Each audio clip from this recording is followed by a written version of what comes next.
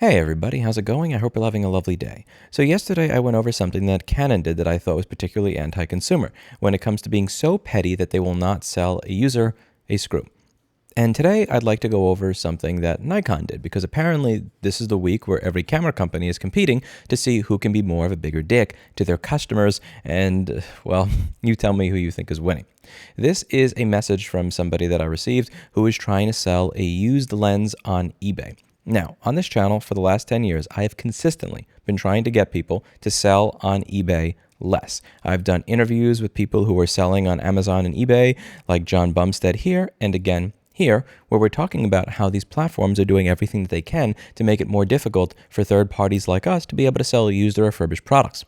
Several years ago, Amazon made it so that you cannot sell used or refurbished products under their listings unless you were authorized by Apple to do so. And eBay is starting to follow in that lead. And this over here is just another sign that when companies get enough market share, that when they become powerful enough, that they slowly start to take away more and more of your freedom to do what you wish with what you own, to be able to sell what you own and anything else. This instance is about a lens. So he says, I've been selling things on eBay for very long, starting about a decade ago, and this is the first time I've had a massive corporate presence block the sale of my stuff outside the US. I'm guessing that from the verbiage there's a fear of patent infringement or some kind of IP violation that keeps certain Nikon products from being sold in the EU. Specifically, what was being sold was an older camera lens. It isn't like I was selling new merchandise or stolen new merchandise. This is an old camera lens for an old camera system that is not being made anymore, which makes me wonder why Nikon would even care, especially considering it's no longer their property. So this is the screenshot he sent me from eBay. We received a report from Nikon Corporation through eBay's Verified Rights Owner program. Your listing remains active for sale to domestic buyers, but to address this report, we've removed it from eBay International Shipping Program. Your other eligible listings remain available for international buyers through eBay International Shipping. One of the benefits of eBay International Shipping is that we may resolve Vero import issues on your behalf. The Vero program is designed to protect you and protect rights owners' intellectual property.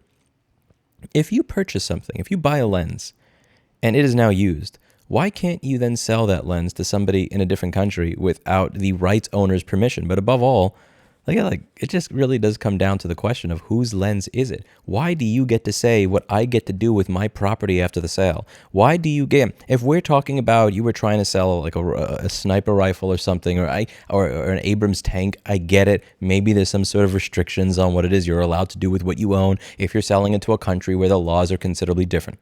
We're talking about a used camera lens to an old camera that's not even in production anymore. Why is it that the original equipment manufacturer should be able to stop you from privately selling that lens to a customer in a different country? Again, if the people in that country, if the authorities in that country, if the customs in that country decide we do not want this particular product there, I get it. If they're senators, if they're governors, if they're commissioners or anything like that, say, we think this camera lens is harmful, it cannot be sold here, I think that's different than the manufacturer stepping in and eBay stepping in and saying, you know what, that's a bridge too far. We can't let that into our country. And it's just something that strikes me as weird when it is the platform and the manufacturer that are stepping in. Because again, it's not just eBay. This wasn't something that was auto-flagged. We received a report from Nikon Corporation.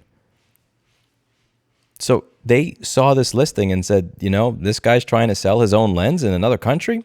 That's a bridge too far. The Vero program is designed to protect you and to protect rights owners. Again, it's to protect the rights owners or the actual owner of the equipment that you thought you purchased from other countries without the rights owner's permission. So he's taken the steps above automatically. No action is required on your part. No negative actions have been placed in your account. We apologize for any inconvenience this may cause. Here are the listings removed from the eBay International Shipping Program. And it's a Nikon 18 to 55 millimeter lens with a dust cap. Ooh. Okay.